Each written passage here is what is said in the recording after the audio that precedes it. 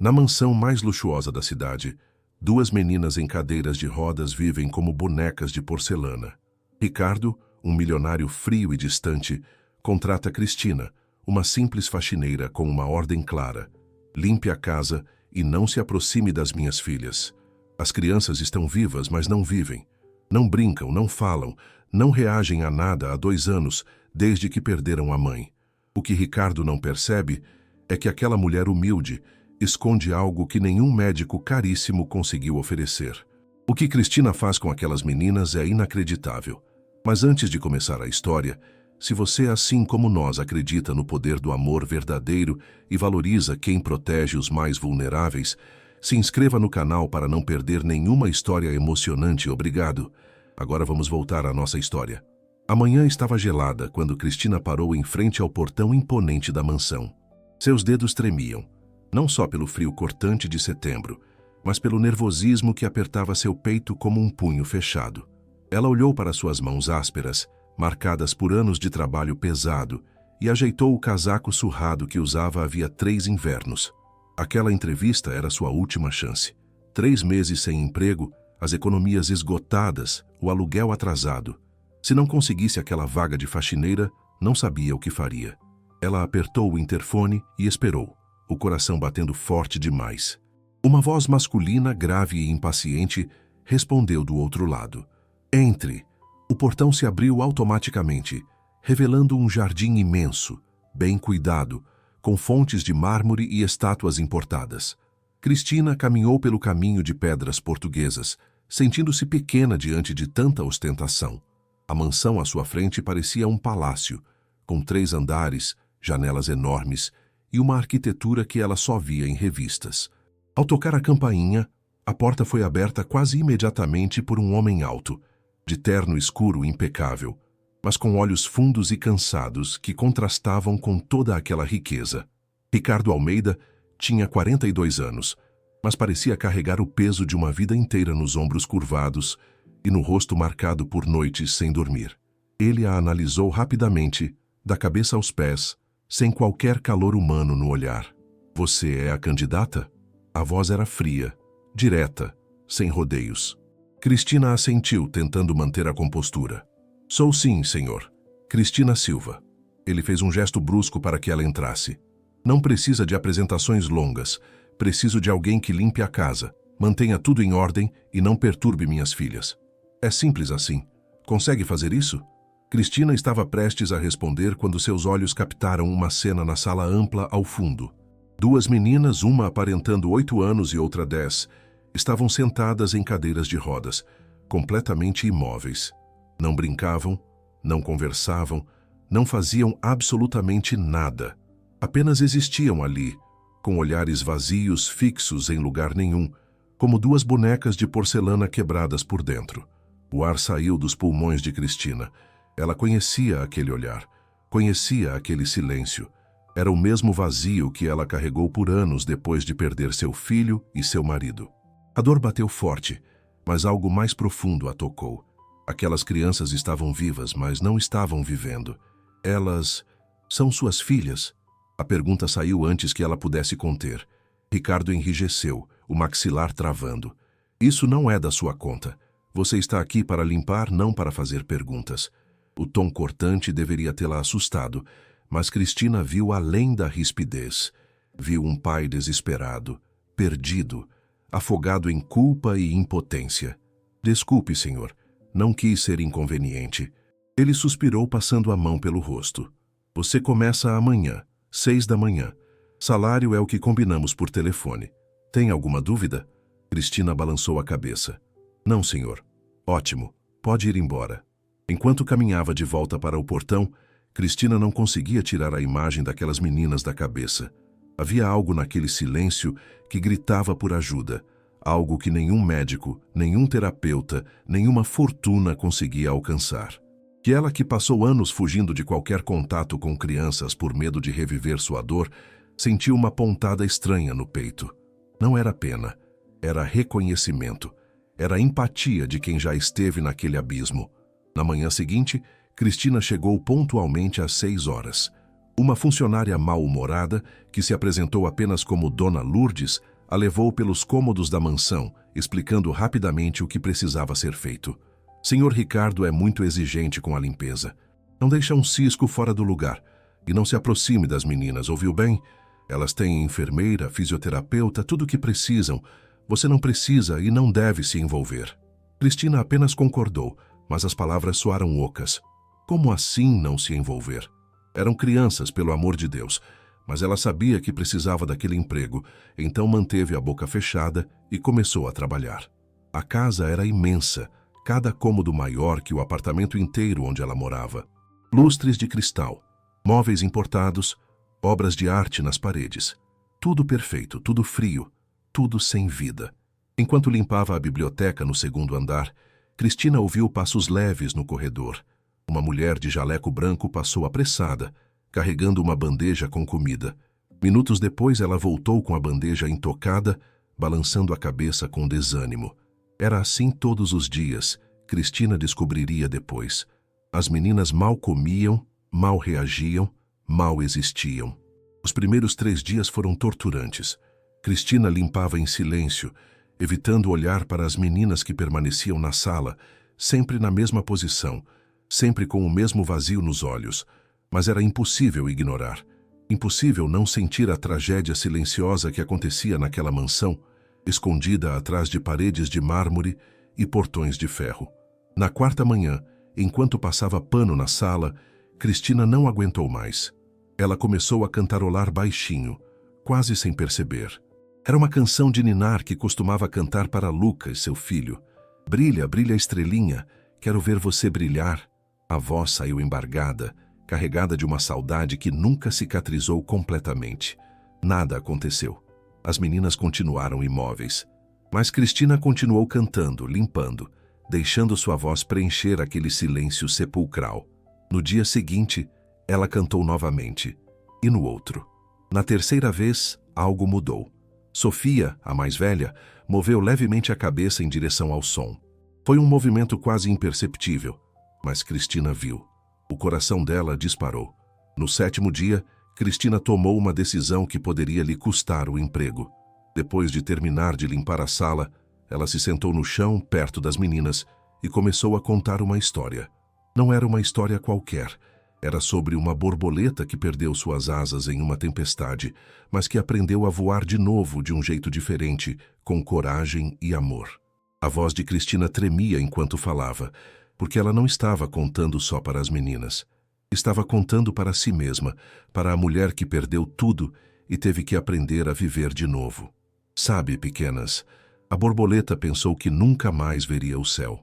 Pensou que sua vida tinha acabado. Mas então ela encontrou outras borboletas que a ensinaram que voar não é só sobre ter asas. É sobre ter coragem de continuar, mesmo quando tudo parece impossível. Foi então que aconteceu. Uma lágrima, pequena e solitária, escorreu do olho de Helena, a mais nova. Cristina congelou, o coração quase parando. Era a primeira reação genuína que via naquelas crianças. Ela não se moveu, não falou, apenas respirou fundo e continuou a história. A voz agora mais firme, mais esperançosa. Quando Ricardo chegou em casa naquela noite, vindo de mais um dia exaustivo no escritório, ele ouviu uma voz suave vindo da sala. Ele se aproximou silenciosamente e paralisou ao ver a cena.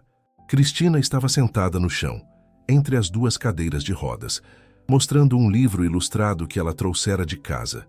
E Sofia, sua filha Sofia, que não fazia um gesto de conexão há 2 anos, estava segurando levemente a barra da saia de Cristina. O mundo de Ricardo parou. Ele ficou ali, escondido atrás da porta, observando com os olhos ardendo. Há quanto tempo ele não via suas filhas demonstrarem qualquer tipo de vínculo com outro ser humano? Há quanto tempo ele não as via? Vivas? Cristina percebeu a presença dele e se levantou rapidamente, o rosto ficando pálido. Senhor Ricardo, eu terminei toda a limpeza. Eu só... Ela esperava ser demitida ali mesmo, por desobedecer à ordem clara de não se aproximar das meninas. Mas Ricardo apenas ficou olhando para ela, incapaz de falar. Os sentimentos se embaralhavam dentro dele. Gratidão, confusão, esperança, medo. Ele balançou a cabeça lentamente e saiu da sala sem dizer uma palavra, subindo as escadas até seu quarto. Lá, sozinho, Ricardo se sentou na beira da cama e chorou. Chorou por suas filhas, por sua esposa morta, por tudo que não conseguiu fazer, por tudo que uma simples faxineira estava conseguindo, onde os melhores profissionais do país falharam. Cristina não foi demitida. Na manhã seguinte, Ricardo não disse nada sobre o que viu, apenas acenou secamente quando ela chegou. Mas algo mudou. Ele não proibiu que ela se aproximasse das meninas. E Cristina, percebendo a permissão silenciosa, começou a dedicar cada vez mais tempo a elas. Depois de terminar suas tarefas, ela se sentava com Sofia e Helena. Trazia materiais simples que comprava com o pouco dinheiro que tinha. Lápis de cor, papéis, massinha. Não forçava nada, não esperava resultados imediatos. Apenas oferecia, pacientemente, constantemente, com um amor que brotava de um lugar profundo e dolorido dentro dela. 2 semanas depois, Helena pegou um lápis de cor amarelo. Suas mãozinhas tremeram ao segurá-lo, mas ela o segurou. Cristina teve que morder o lábio para não chorar de emoção. Que lindo, Helena! Quer desenhar algo? A menina não respondeu, mas seus dedos se moveram sobre o papel, fazendo um círculo imperfeito. Um sol. Um sol amarelo e torto, mas um sol. Cristina pegou aquele desenho e o guardou como se fosse a coisa mais preciosa do mundo. À noite, em seu quartinho de empregada, ela olhou para aquele círculo amarelo e chorou. Chorou de alegria. Chorou de dor. Chorou porque estava ajudando aquelas meninas a voltarem à vida. E no processo, estava voltando à vida também. Ricardo observava tudo de longe. Ele notou que as meninas começaram a olhar para a porta nos horários em que Cristina chegava. Viu que elas comiam melhor quando ela estava por perto. Escutou uma tarde um som que não ouvia há uma eternidade. Sofia deu uma risadinha baixinha quando Cristina fez uma voz engraçada ao contar uma história. Ele quis agradecer, quis dizer algo, mas as palavras não vinham. Como agradecer alguém por devolver suas filhas a ele? Como expressar gratidão por um milagre que nenhum dinheiro conseguiu comprar? Ricardo começou a chegar mais cedo do trabalho, inventando desculpas para passar pela sala onde Cristina estava com as meninas. Ele as observava escondido, o coração apertado de emoção. Uma noite, 3 semanas depois de Cristina começar a trabalhar ali, Ricardo a encontrou chorando no jardim. Era tarde, já passava das 10, e ela estava sentada em um banco de pedra, o rosto nas mãos, os ombros tremendo. Ele hesitou, mas algo o puxou para perto. Você está bem? Cristina levantou a cabeça assustada, limpando rapidamente as lágrimas. Senhor Ricardo, desculpe, eu já vou para o quarto. Não. A palavra saiu mais firme do que ele pretendia. Por favor, fique. Me conte o que está acontecendo. E ali, naquele jardim silencioso sob as estrelas, Cristina desabou. Ela contou sobre Lucas, seu filho de 6 anos, que morreu junto com o marido em um incêndio. Contou sobre os anos de depressão, sobre como perdeu tudo, sobre como fugiu de crianças porque a dor era insuportável. Eu pensava que nunca mais conseguiria olhar para uma criança sem desmoronar. Mas então eu vi suas filhas e elas estavam tão perdidas, tão sozinhas, mesmo com tanta gente ao redor. E eu me vi nelas, me vi naquele vazio. Ricardo sentou-se ao lado dela no banco, as defesas finalmente caindo. Eu sou um fracasso como pai. A confissão saiu rouca, carregada de anos de culpa acumulada. Eu falhei com elas. Depois que minha esposa morreu no acidente, depois que elas ficaram assim, eu não sabia o que fazer. Contratei os melhores médicos, os melhores terapeutas, gastei fortunas e nada funcionou. Nada. Porque você não estava presente, Cristina disse com suavidade, mas com firmeza. Elas não precisam de médicos perfeitos ou tratamentos caros. Elas precisam de você. Elas precisam sentir que o pai delas está ali, lutando junto com elas, amando-as incondicionalmente. As palavras atingiram Ricardo como um soco no estômago. Ele sabia que ela estava certa. Ele se afundou no trabalho para fugir da dor, para fugir da culpa, para fugir de ter que encarar o fato de que suas filhas estavam ali, mas ele não estava. Não de verdade. Como eu faço isso? Como eu conserto o que quebrei? A voz dele era de um homem perdido, não de um empresário milionário. Você começa agora. Você começa amanhã.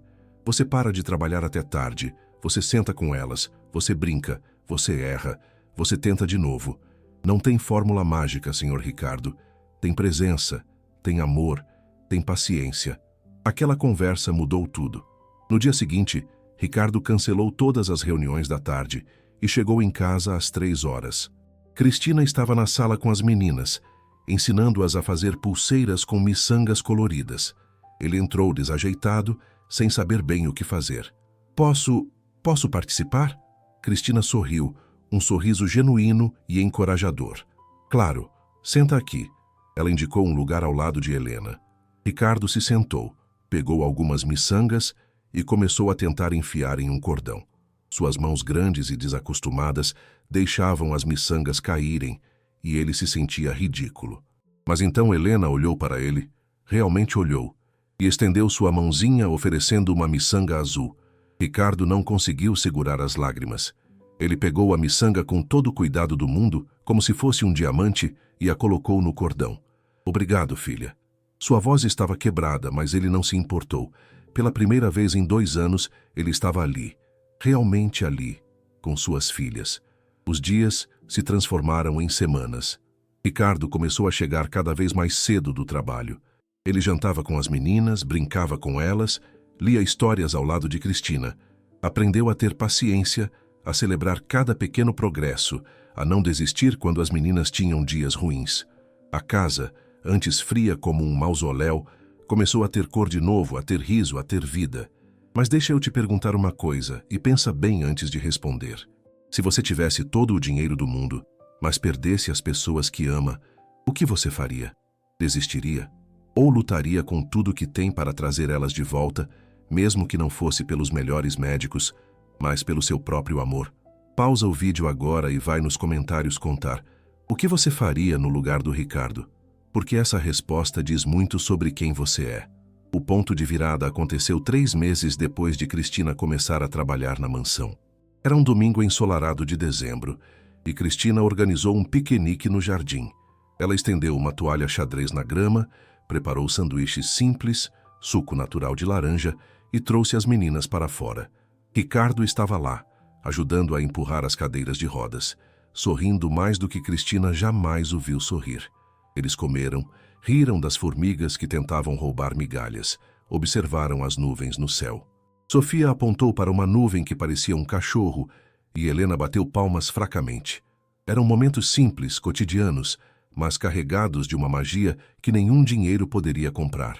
Foi então que Sofia, olhando diretamente para Ricardo com seus olhos escuros tão parecidos com os da mãe falecida, abriu a boca e sussurrou: "Papai." O tempo parou. Ricardo congelou, os olhos se arregalando. Era a primeira palavra que ela dizia em 2 anos. A primeira vez que ela o chamava desde o acidente que mudou suas vidas. "Sofia", ele sussurrou de volta, quase sem acreditar. "Papai." Ela repetiu mais firme agora e estendeu os bracinhos para ele. Ricardo desmoronou. Ele caiu de joelhos na grama, abraçou suas 2 filhas e chorou como nunca tinha chorado na vida. Eram lágrimas de alívio, de gratidão, de amor. Ele as segurou como se nunca mais fosse soltar, sussurrando: "Eu amo vocês", repetidamente, como um mantra, como uma promessa. Cristina se afastou discretamente, dando privacidade para aquele momento sagrado entre pai e filhas. Ela foi se sentar em um banco distante, limpando suas próprias lágrimas. Mas Ricardo a viu e a chamou de volta. "Cristina, vem aqui, por favor." Ela se aproximou, hesitante. Ricardo pegou sua mão, apertando com força. Seus olhos estavam vermelhos, mas brilhavam de uma forma que ela nunca tinha visto. "Você fez o milagre que nenhum médico, nenhum terapeuta, nenhum tratamento conseguiu. Você nos devolveu a esperança. Você devolveu minhas filhas para mim, como eu agradeço isso." "Você não precisa agradecer", Cristina disse suavemente. "Elas também me salvaram. Elas me ensinaram que é possível viver de novo depois de perder tudo, que é possível amar de novo." Nos meses seguintes, a transformação da família Almeida se aprofundou. As meninas começaram a falar mais, ainda com dificuldade, ainda com pausas longas, mas falavam. Pediam histórias, pediam para Cristina cantar, pediam para o pai brincar com elas. A fisioterapia, que antes era uma tortura sem sentido, passou a ter propósito. As meninas se esforçavam porque agora tinham motivação, tinham amor, tinham vida. Ricardo e Cristina passaram a jantar juntos com as meninas todas as noites. Eles conversavam sobre tudo, compartilhavam histórias de suas vidas, riam das pequenas vitórias do dia. A conexão entre eles cresceu naturalmente, sem pressa, construída sobre uma base sólida de respeito, admiração e experiências compartilhadas. Uma noite de março, depois de colocarem as meninas para dormir, Ricardo e Cristina ficaram conversando na varanda. A lua estava cheia, iluminando o jardim com uma luz prateada e suave.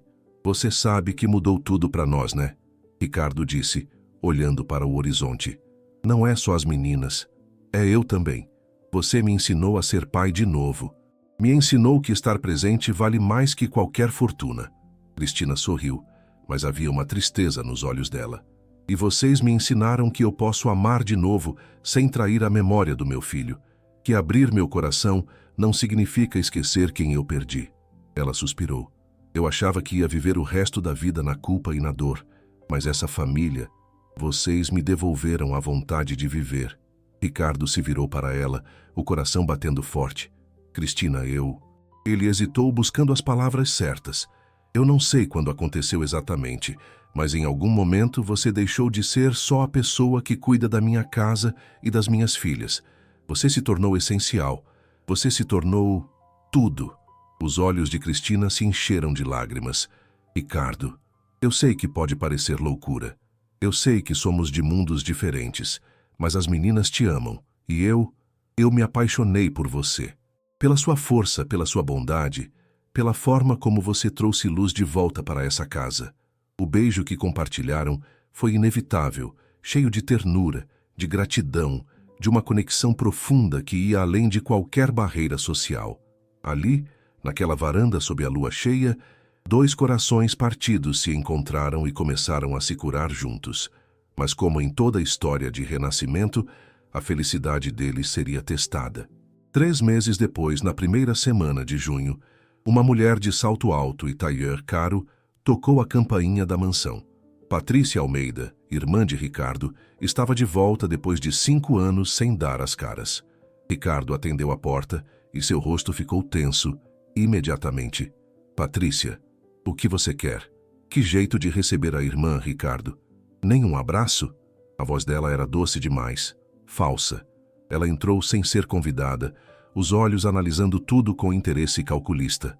"Soube que você está... diferente, que contratou uma nova funcionária. Isso não é da sua conta." Ricardo cruzou os braços, bloqueando o caminho dela para a sala onde Cristina estava com as meninas. "Claro que é da minha conta. Somos família, Ricardo. Sempre me preocupei com você e as meninas." Ela tentou passar por ele, mas Ricardo a segurou pelo braço. "Você nunca se importou com nada além da herança dos nossos pais, e não vai colocar as mãos no fundo fiduciário das minhas filhas." O rosto de Patrícia se endureceu, a máscara caindo. "Você é um pai negligente que abandonou suas filhas com uma faxineira qualquer. Tenho provas, Ricardo. Tenho relatórios de todos os profissionais que passaram por aqui e desistiram. Vou entrar com uma ação de custódia e vou ganhar." O sangue de Ricardo gelou. Ele sabia que Patrícia era capaz de tudo por dinheiro, mas não imaginava que ela chegaria a esse ponto. "Você não tem direito. Minhas filhas estão felizes, estão bem cuidadas." "Bem cuidadas por quem? Por uma depressiva que perdeu o próprio filho?" "Ah, sim, Ricardo, eu investiguei. Ela é instável, não tem qualificação. E você? Você está tão ocupado trabalhando que delegou suas filhas para uma estranha." Antes que Ricardo pudesse responder, Cristina apareceu na porta da sala. Ela tinha escutado tudo. Seu rosto estava pálido, mas ela manteve a cabeça erguida. "As meninas estão bem, senhora. Melhor do que estiveram em 2 anos. Qualquer pessoa com olhos pode ver isso." Patrícia riu, um som cruel e cortante. "A heroína da história. Me poupe. Você é uma aproveitadora que viu uma oportunidade de se dar bem com um homem rico. Mas eu não vou deixar." Ela se virou para Ricardo. "Você vai ouvir do meu advogado e das assistentes sociais. Prepara-se para perder suas filhas." Ela saiu batendo a porta, deixando um silêncio pesado para trás. Ricardo passou a mão pelo rosto desesperado. "Ela vai fazer isso. Ela realmente vai tentar tirar minhas filhas de mim." Cristina segurou as mãos dele, firme.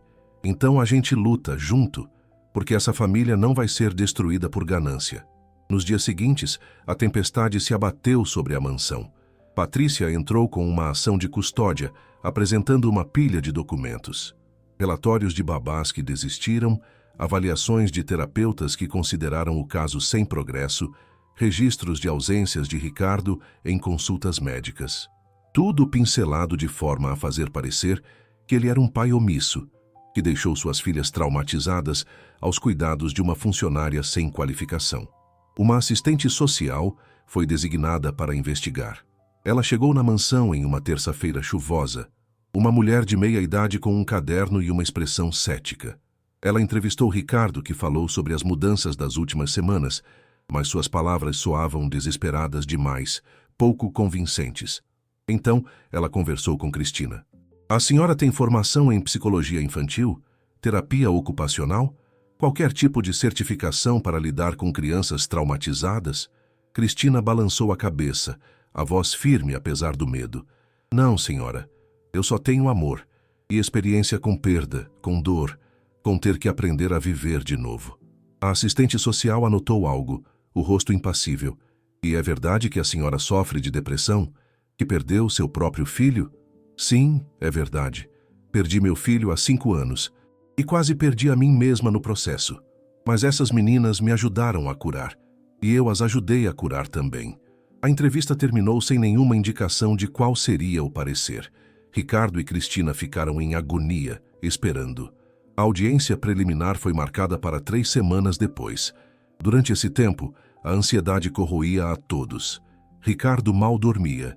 Trabalhava freneticamente tentando encontrar falhas nos argumentos de Patrícia. Cristina se mantinha forte pelas meninas, mas à noite chorava em seu quarto, apavorada de perdê-las. No dia da audiência, o fórum estava frio e impessoal. Ricardo, de terno escuro, parecia uma sombra de si mesmo. Cristina estava ao lado dele, vestindo o melhor que tinha, as mãos suadas de nervosismo. Patrícia estava do outro lado, confiante ao lado de seu advogado Caro. Agora, deixa eu te fazer uma pergunta séria. Cá entre nós. Você já viu alguém tentando destruir uma família por dinheiro? Já presenciou essa crueldade de perto? Porque no mundo real, isso acontece mais do que a gente imagina. Pausa o vídeo 1 minutinho e vai comentar. Conta pra gente se você conhece alguma história parecida. Suas experiências importam. E eu quero ouvir. O juiz, um homem de 60 anos com cabelos grisalhos e óculos de armação grossa, analisou os documentos em silêncio. Ele ouviu os argumentos do advogado de Patrícia, que pintou Ricardo como um pai ausente, e Cristina como uma figura perigosa e instável na vida das crianças. As palavras eram afiadas, cruéis, desenhadas para ferir. Então, foi a vez da defesa. O advogado de Ricardo apresentou os progressos das meninas, relatórios recentes da fisioterapeuta mostrando melhoras, declaração da nutricionista sobre como elas voltaram a comer bem, depoimentos de vizinhos sobre como a casa parecia mais viva. Mas ainda assim parecia não ser suficiente. Foi quando o juiz pediu algo incomum. Eu gostaria de falar com as meninas, sozinho. Houve um burburinho na sala. Crianças raramente eram ouvidas em audiências, ainda mais crianças com traumas. Mas o juiz foi firme. Se essa disputa é sobre o bem-estar delas, então elas têm o direito de serem ouvidas. Sofia e Helena foram levadas para a sala do juiz. Ricardo estava apavorado. Cristina segurava sua mão com força. Patrícia parecia irritada, mas confiante de que crianças traumatizadas não conseguiriam se comunicar adequadamente. Eles esperaram por 40 minutos que pareceram uma eternidade. Quando as portas se abriram e as meninas saíram, os rostinhos delas estavam calmos, quase serenos. O juiz voltou para a bancada com uma expressão pensativa. Ouvi o testemunho das meninas. Ele começou, a voz grave enchendo a sala. E elas foram muito claras sobre o que desejam. Ele olhou diretamente para Patrícia, e algo em seu olhar fez a mulher se encolher. Sofia e Helena me contaram sobre uma mulher chamada Cristina, que cantou para elas quando elas não conseguiam falar, que as ensinou que mesmo sem andar, elas ainda podiam ser felizes, que trouxe cor de volta para suas vidas. Ele se virou para Ricardo. Elas também me contaram sobre como o pai delas mudou nos últimos meses. Como ele brinca com elas agora. Como ele está sempre presente. como ele as faz sentirem amadas. Helena me disse, e cito, meu pai voltou para mim. As lágrimas escorriam livremente pelo rosto de Ricardo. Cristina estava tremendo, mal conseguindo respirar. O juiz continuou. Diante disso, e considerando os relatórios de progresso apresentados pela defesa, não vejo absolutamente nenhum motivo para alterar a custódia. A ação é negada.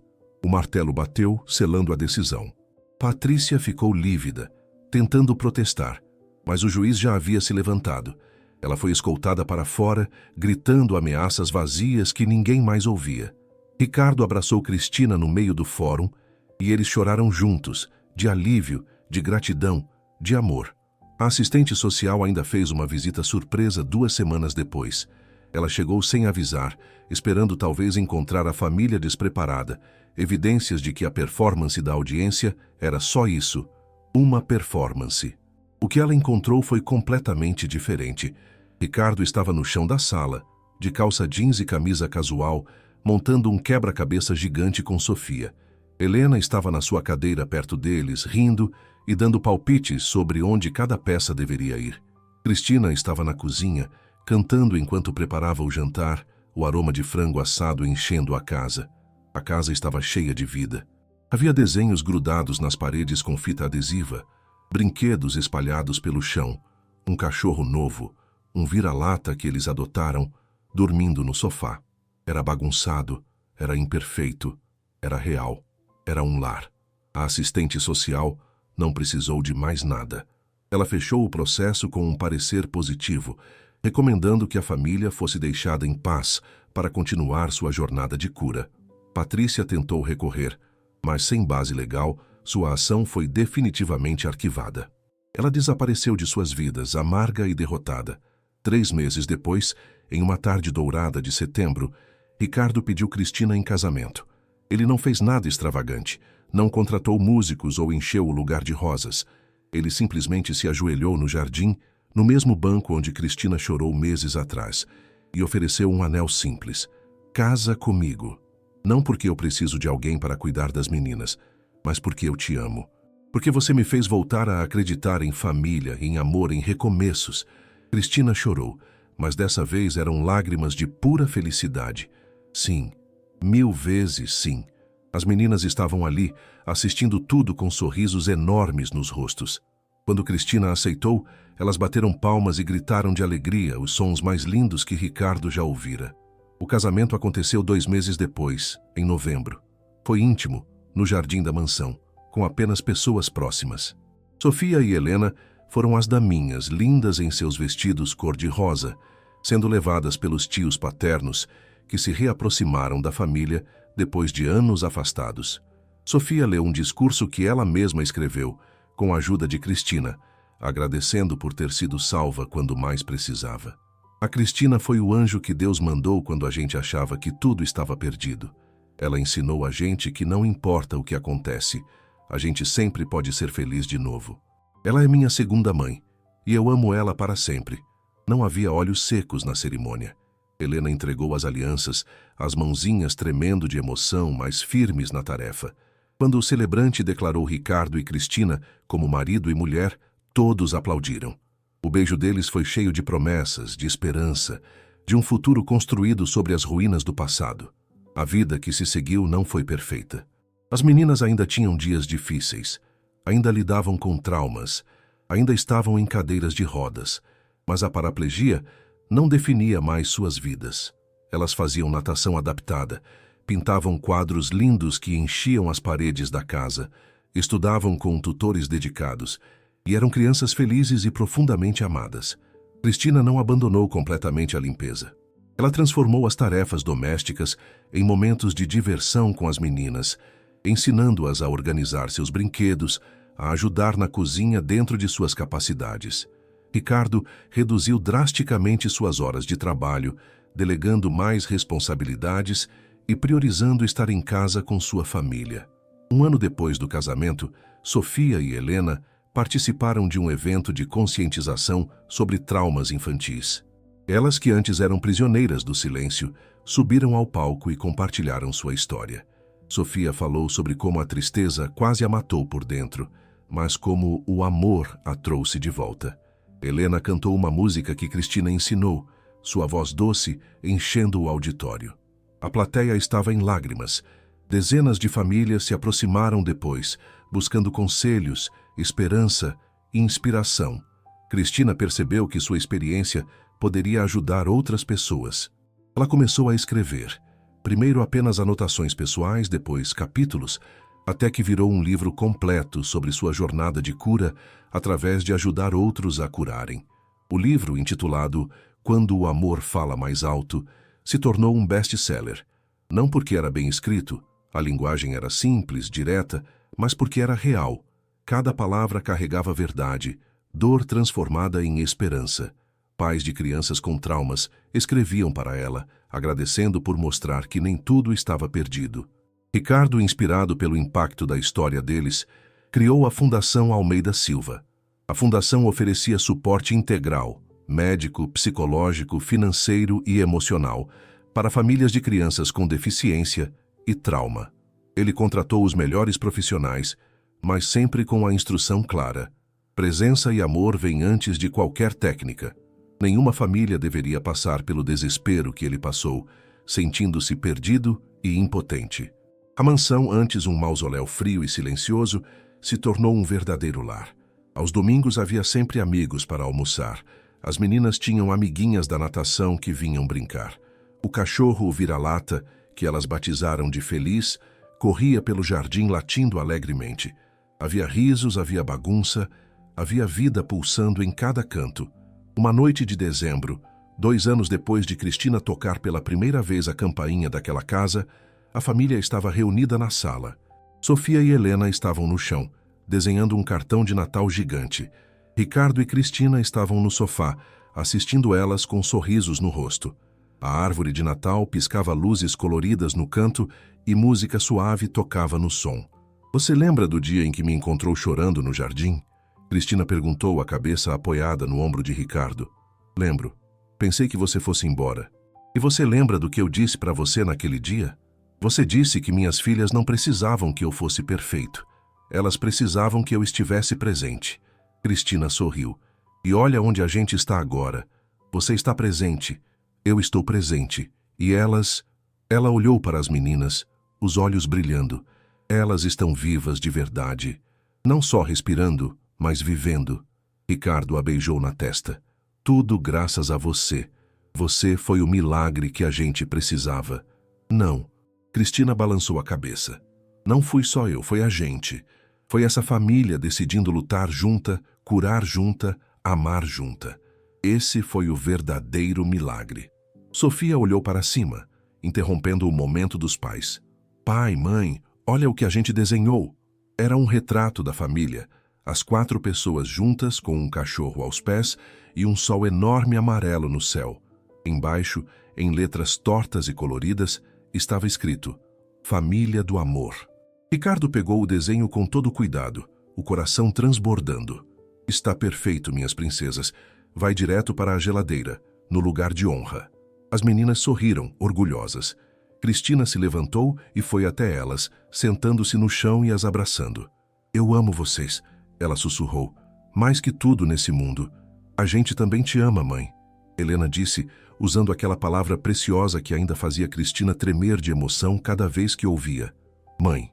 Ela era mãe de novo. Não substituindo Lucas, nunca substituindo, mas amando de novo, completamente, sem medo. Ricardo se juntou a elas no chão, e os 4 ficaram ali, abraçados, enquanto Feliz pulava em volta querendo participar da festa. Aquela era a imagem da redenção, de 2 almas partidas que se encontraram e decidiram curar juntas, de crianças perdidas no trauma que encontraram o caminho de volta através do amor incondicional. De uma família que, contra todas as probabilidades, renasceu das cinzas mais forte e mais unida que nunca. E agora deixa eu te perguntar uma última coisa, e quero que você reflita com carinho. Quantas vezes a gente acha que precisa de coisas grandes, caras, complicadas para resolver nossos problemas? Mas às vezes, o que a gente realmente precisa é de algo tão simples quanto presença, atenção, amor verdadeiro. Você tem dado isso para as pessoas ao seu redor? Está realmente presente na vida de quem você ama? Pausa o vídeo agora, vai nos comentários e me conta o que essa história te fez sentir e se ela te fez repensar suas próprias prioridades. Eu leio todos os comentários e quero saber da sua história também. A história de Cristina e da família Almeida não termina com um felizes para sempre, de conto de fadas. Ela continua, dia após dia, com altos e baixos, desafios e vitórias. Sofia e Helena crescem, desenvolvem suas personalidades únicas. Sofia descobre um talento incrível para a pintura, criando obras que expressam toda a jornada emocional que viveu. Helena se apaixona por música, aprende a tocar teclado e compõe melodias que tocam o coração de quem escuta. A Fundação Almeida Silva ajuda centenas de famílias nos primeiros anos, depois milhares. Ricardo se torna não apenas um empresário de sucesso, mas um filantropo respeitado, usando sua influência para mudar políticas públicas de saúde mental infantil. Cristina se torna palestrante, viaja pelo país contando sua história, inspirando outros pais que se sentem perdidos. Mas mais importante que tudo isso, mais importante que o sucesso da fundação ou a fama do livro, é o que acontece dentro daquela casa todos os dias. São os cafés da manhã em família, com panquecas queimadas e risos. São as noites de filme, com pipoca e cobertores quentinhos. São as conversas antes de dormir, onde as meninas contam seus medos e sonhos, sabendo que serão ouvidas e amadas incondicionalmente. São os aniversários comemorados com festa e bolo, as Páscoas com ovos escondidos pelo jardim, os natais com presentes embaixo da árvore e histórias ao lado da lareira. São os momentos ordinários que, quando você perdeu tudo, se tornam extraordinários. Quando você conheceu o abismo da dor, cada momento de alegria é um milagre. Em uma tarde, 5 anos depois de Cristina ter tocado pela primeira vez aquela campainha, ela está no jardim com as meninas, agora adolescentes de 13 e 15 anos. Sofia está pintando um quadro do pôr do sol, a cadeira de rodas posicionada em frente ao cavalete. Helena está com o notebook no colo, editando uma música nova que compôs. Cristina está ali perto, lendo um livro, mas sempre atenta, sempre presente. Ricardo chega do trabalho e se junta a elas, afrouxando a gravata e sentando na grama. "Como foram vocês hoje?" ele pergunta, o ritual de sempre. E as meninas contam, animadas, sobre suas aulas online, sobre os amigos, sobre os planos para o final de semana. São conversas comuns, banais até, mas carregadas de um significado profundo, porque ali, naquele jardim, está a prova viva de que o amor cura, de que a presença importa mais que a perfeição, de que duas pessoas quebradas podem se unir e se tornarem inteiras de novo, de que crianças perdidas no trauma podem encontrar o caminho de volta com paciência, dedicação e amor incondicional. O sol se põe, pintando o céu de laranja e rosa. Feliz, agora um cachorro velho e calmo, dorme aos pés de Helena. O vento suave balança as folhas das árvores.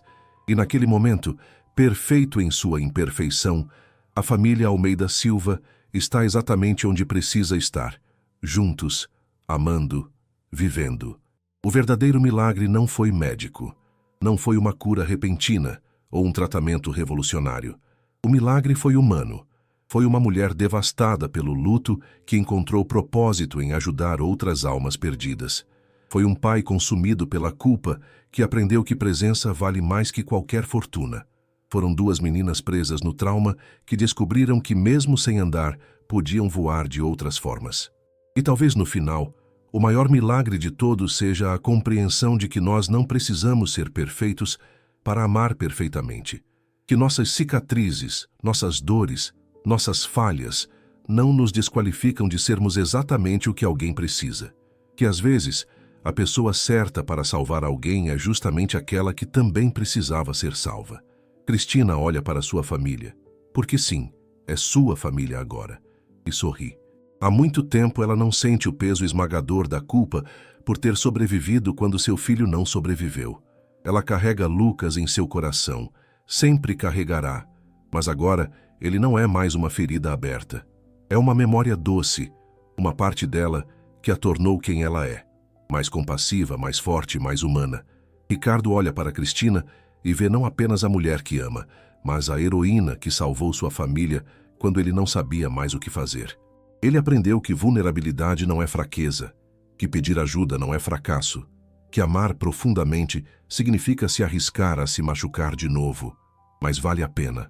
Sofia e Helena olham para seus pais e veem segurança, amor, um porto seguro, onde elas podem ser elas mesmas, com todas suas limitações e medos, e ainda assim serem profundamente amadas. Elas aprenderam que sua deficiência não as define, que cadeiras de rodas não as impedem de viver vidas cheias de significado e alegria. Enquanto a noite cai suavemente sobre a mansão, a família entra para jantar. A mesa está posta, a comida está pronta, e há risos e conversas animadas. Lá fora, o jardim onde tudo começou permanece silencioso, testemunha muda de uma transformação que salvou 4 vidas. Porque no final não importa onde você começa, não importa quantas vezes você cai, não importa quanta dor você carregou. O que importa é que você se levante, que você abra seu coração, que você escolha amar apesar do medo, que você esteja presente para as pessoas que precisam de você. O milagre não está em nunca quebrar. O milagre está em se reerguer, pedaço por pedaço, escolha por escolha, dia por dia. E quando você faz isso ao lado de pessoas que amam você, que acreditam em você, que não desistem de você, bem, aí você descobre que os verdadeiros milagres nunca foram sobre magia ou sorte. Sempre foram sobre amor, sempre foram sobre nós.